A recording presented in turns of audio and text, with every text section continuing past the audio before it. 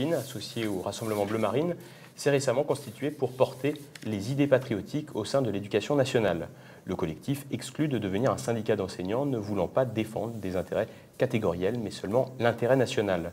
Une noble attention qui pourrait toutefois empêcher de peser sur le fonctionnement du mammouth, puisque l'éducation nationale est, dans les faits, gérée par les syndicats presque tous de gauche ou d'extrême gauche. Roman Bernard a joint au téléphone Alain Avello, secrétaire général du collectif et par ailleurs professeur de philosophie dans un lycée du pays nantais. Le collectif Racine est un rassemblement d'enseignants qui est associé au Rassemblement Bleu Marine. Il a vu le jour progressivement. Il y a tout d'abord eu un appel qui est apparu dans le Figaro le 2 mai, puis une conférence de lancement qui a été la véritable officialisation du collectif le 12 octobre en présence de Marine Le Pen à Paris. Nous avons à présent quelque chose comme 500 membres et nous avons deux objectifs principalement.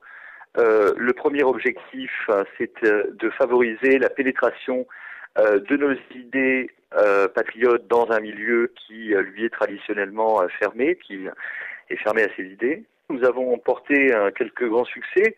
Il y a parmi les enseignants qui sont certes très largement majoritairement de gauche, un certain nombre d'entre eux qui sont tout de même attachés à un courant de la gauche qui est celui de la gauche patriote. C'est particulièrement le cas de ces enseignants qui ont voté pour Jean-Pierre Chevènement en 2002, qui était une part tout de même de l'électorat, une part conséquente de l'électorat de Jean-Pierre Chevènement.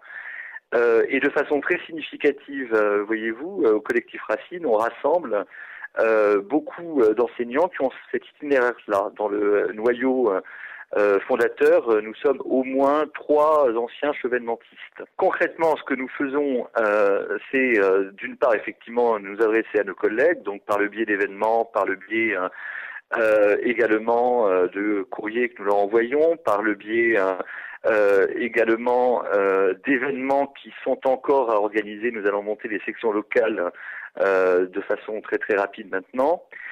Par ailleurs, la principale tâche qui est la nôtre consiste à mener un travail de fond, c'est-à-dire à demander à nos membres de contribuer en rédigeant des notes, des analyses, des témoignages, le cas échéant, un travail de fond qui consiste à analyser l'ensemble des dysfonctionnements qui compromettent le système d'enseignement, qui va très mal. Le collectif Racine n'a aucunement la vocation à devenir un syndicat.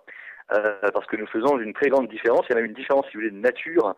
Un syndicat, après tout, ne défend que des intérêts particuliers, les intérêts particuliers de ses mandants. Or, notre nature n'est pas du tout celle-là, elle est au contraire politique.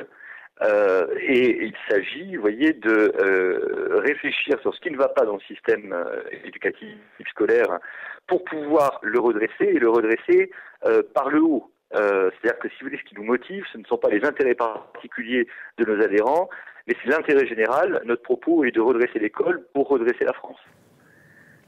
Rappelons que l'éducation nationale emploie 1,3 million de personnes et à ce titre le 6e employeur mondial. La conquête du corps enseignant sera donc un travail de longue haleine.